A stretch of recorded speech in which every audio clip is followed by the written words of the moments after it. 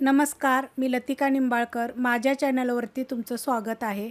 आज मी तुम्हाला शिमला मिरचीची लपथबी भाजी बनवून दाखवणार आहे. त्यासाठी बघा 250 ग्रॅम शिमला मिरची घेतली होती आणि स्वच्छ धुवून कापून घेतलेली. असे बघा मोठे मोठे तुकडे केलेले, जास्त बारीक करायचे नाहीयेत. आणि एक मोठ्या आकाराचा बटाटा घेतला, त्याचे पण साल काढून बघा असे तुकडे करून घेतलेले आहेत. तुम्ही बारीक केले तरी चालतील आणि मोठे केले तरी चालतात.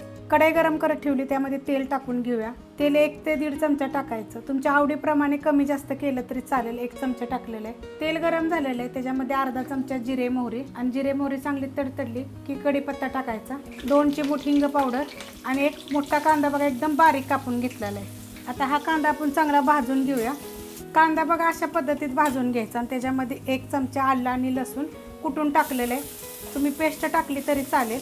आता हे परतून घेऊया.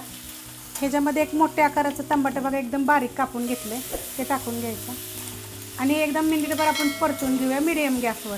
टमाटर टाकल्यावर बघा परतून घेतलेलं आहे. ह्याच्यामध्ये थोडीशी एकदम हळद, ही आपली घरची हळद आहे, ह्याची पण मी रेसिपी टाकलेली आहे. 2 चमचे कांदा लसूण मसाला. हा नसला मिरची पावडर जरी असेल तरी चालेल, तुमच्या तिखटाप्रमाणे मसाला टाका.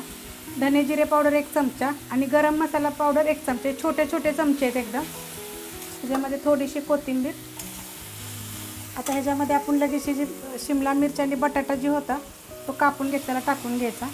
त्याला ढोबळी मिरची पण म्हणतात. आता हे परतून घेऊया चांगलं. 1 मिनिटभर परतायचं या मसाल्यामध्ये. मिनिटभर बघा या मसाल्यामध्ये परतून घेतलेलं आहे. आता ह्याच्या चवीनुसार मीठ टाकायचं. हे मी मोठं मीठ वापरलेलं आहे, तुम्ही बारीक वापरलं तरी चालेल. ह्याला हलवून घेऊया. आपला गॅस बघा मिडियमच आहे आणि ह्याच्यावर आपण झाकण ठेवूया. बारीक गॅस करायचा आणि 15 मिनिटासाठी आपण झाकून ठेवूया. बारीक गॅसवर बघा 15 मिनिटं झाकून ठेवलं होतं. एकदम बारीक गॅस होता. पाणी वगैरे काहीच टाकलेलं नाही आहे बघा, किती मस्त असं सुटलेलं आहे. मीठ टाकल्यानंतर पाणी सुटतं, असं मस्त अशी भाजी होते बघा.